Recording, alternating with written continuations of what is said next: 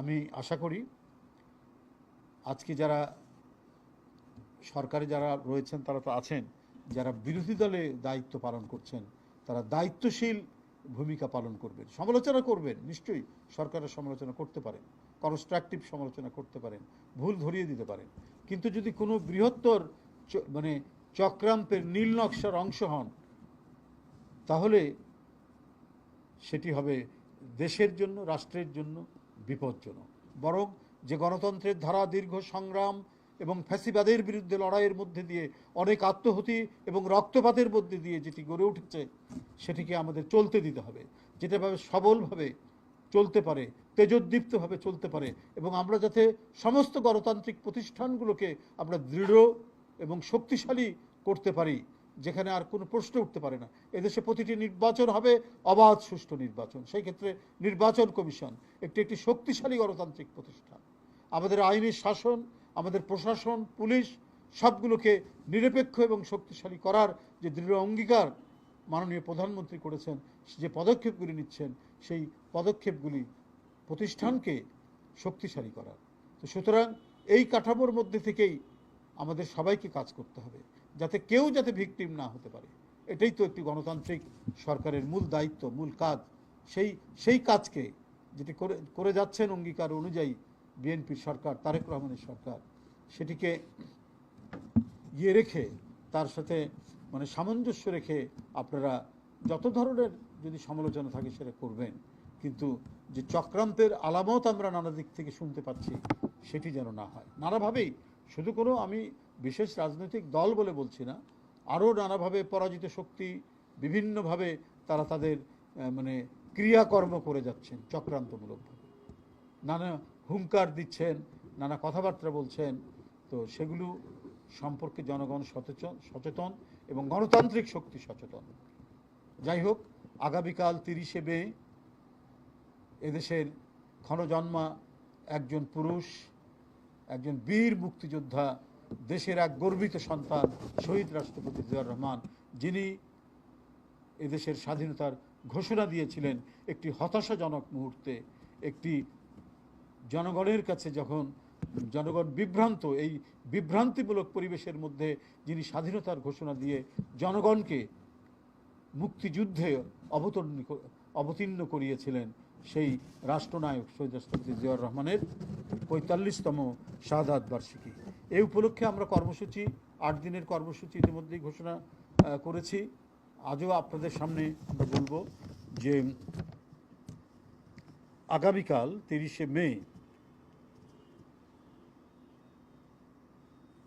আগামীকাল 30শে মে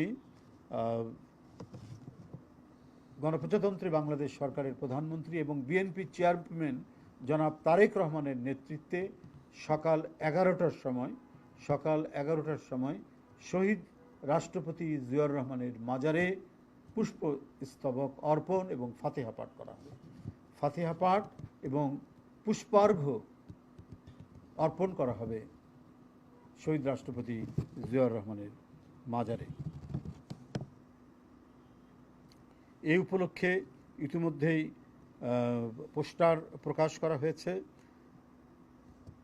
এবং বিভিন্ন অঙ্গ সহযোগী সংগঠনগুলো তারা পোস্টার করবেন, আলোচনা সভা করবেন। অলরেডি অনেকেই আলোচনা সভার তারিখ দিয়ে গেছেন এবং যে সমস্ত পেশাজীবী সংগঠন আছেন তারাও কর্মসূচি গ্রহণ করেছেন। সংগঠনগুলোর মধ্যে কেউ চিত্র প্রদর্শনী করবেন, কেউ তার জীবন আলক্ষ্য তুলে ধরে তারাও চিত্র প্রদর্শনী করবেন এবং এইভাবে সারা দেশে কর্মসূচি পালন করা হবে। তার প্রধান হচ্ছে যে ভোর 6টায়, আগামীকাল ভোর 6টায় নয়াপল্টনস্থ কেন্দ্রীয় কার্যালয়ে দলীয় পতাকা অর্ধনমিতকরণ ও কালো পতাকা উত্তোলন করা হবে এবং সারা দেশে এই দলীয় পতাকা অর্ধনমিতকরণ এবং কালো পতাকা উত্তোলন করা হবে। প্রতিটি কার্যালয়ে, সারা দেশে বিএনপির যত কার্যালয় আছে প্রত্যেকটি কার্যালয়ে দলীয় পতাকা অর্ধনমিতকরণ হাফ মাস্ট এবং কালো পতাকা উত্তোলন করা হবে। আর আমাদের চেয়ারম্যানের নেতৃত্বে বিএনপির সিনিয়র নেতৃবৃন্দ, মহাসচিব সহ জাতীয় স্থায়ী কমিটির সদস্যবৃন্দ, তারা বাজারে পুষ্পার্ঘ্য নিবেদন করবেন। আমি আগেই বলেছি, ফাতিহা পাঠ করবেন এবং সারা দেশব্যাপী একইভাবে বিভিন্ন জেলা এবং মহানগর তারা কর্মসূচি গ্রহণ করবে এবং সেইভাবে কর্মসূচি বাস্তবায়ন করবে। আগামীকাল সকাল 11টায় শহীদ রাষ্ট্রপতি জিয়াউর রহমানের মাজারে ফাতিহা পাঠ শেষে মাননীয় প্রধানমন্ত্রী মহানগর উত্তর এবং দক্ষিণের বেশ কয়েকটি স্পটে তিনি সেখানে বস্ত্র এবং শুকনো খাদ্য বিতরণ তাদের উদ্যোগে করবেন। সেখানে তিনি নিজে সেই বস্ত্র বিতরণের এবং খাদ্য বিতরণের কর্মসূচিতে অংশগ্রহণ করবেন। আমার মনে হয় যে প্রতিটি উত্তর দক্ষিণের প্রতিটি কনস্টিটিউয়েন্সিতে একটি করে স্থান করা হয়েছে, একটি জায়গা করা হয়েছে, সেইখান থেকে তারা করবেন এবং এটার লিস্ট আপনারা পেয়ে যাবেন। ঢাকা মহানগরী আপনাদেরকে অবহিত করবে এবং বিকেলের দিকে 3টা থেকে 4টার মধ্যে আমরা আশা করছি তার অন্যান্য কর্মসূচি যেভাবে দেওয়া আছে সেই কর্মসূচি অনুযায়ী পার্টি অফিসের সামনে 5টি অঙ্গ সংগঠন এবং একটি সহযোগী সংগঠন জিয়া মঞ্চ এবং জাতীয়তাবাদী যুবদল, ছাত্রদল, স্বেচ্ছাসেবক দল, জাসাস এবং শ্রমিক দল, এই 5টি অঙ্গ সংগঠন তারা দুস্থদের মধ্যে বস্ত্র এবং শুকনো খাদ্যদ্রব্য তারা বিতরণ করবেন। এখানে আপনারা দেখছেন নিচে সেই বিষয়ে মঞ্চ তৈরি করা হচ্ছে। 5টা জায়গা, 5টা মঞ্চ তৈরি হচ্ছে যাতে মাননীয় প্রধানমন্ত্রী দ্রুত এসে প্রত্যেকটি স্পট থেকে কিছু কিছু খাদ্য বিতরণ এবং বস্ত্র বিতরণ করতে পারেন দুস্থদের মাঝে। সেটি আমরা আশা করছি আগামীকাল 3টা থেকে 4টার মধ্যে তিনি পার্টি অফিসের সামনে এসে পৌঁছাবেন।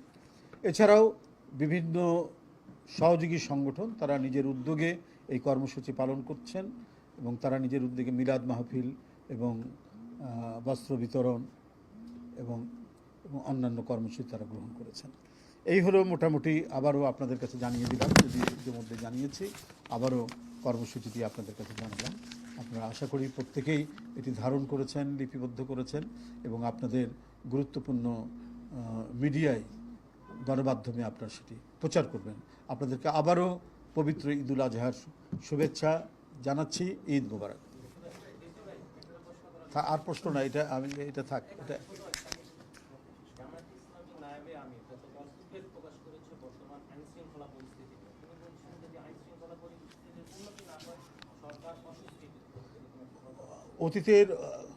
অতীতের অনেক সময়ের যে আইন শৃঙ্খলার পরিস্থিতি আমি বলবো যে অনেক ভালো, কারণ এখানে খুব ক্লোজ মনিটরিং, খুব মানে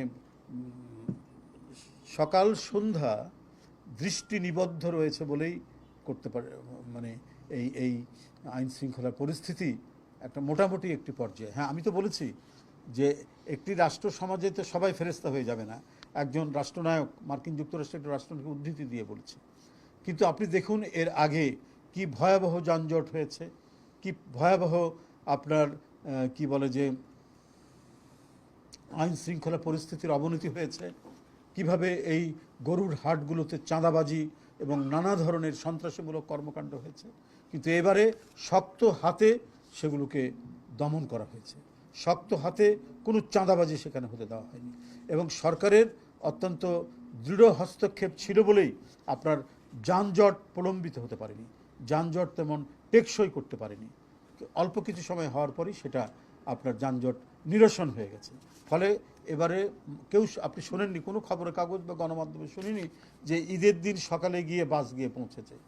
সবাই নির্দিষ্ট সময়ে তাদের গ্রামের বাড়িতে পৌঁছেছেন এবং সকালে তারা ঈদের নামাজ পড়ে যে কোরবানি দেওয়ার সেই কোরবানি তারা দিয়েছেন, এটাই আমরা জেনেছি।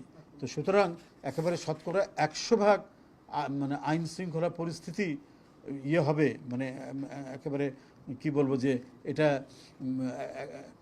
আইন শৃঙ্খলা পরিস্থিতির অবনতি তো নয়, বরং একবার সফেদ পরিস্থিতি তৈরি হবে রাতারাতি, এমন কোনো কথা নেই। একেবারে রাতারাতি যে কিছুই হবে না তা তো বলা যেতে পারে না, পৃথিবীর কোন দেশে সেটি নেই। তবে দেখতে হবে যে মানে আইনের শাসনটা বলবৎ আছে কিনা, অপরাধ করলে তার শাস্তি হচ্ছে কিনা, এবং অপরাধী যারা তারা ধরা পড়ছে কিনা।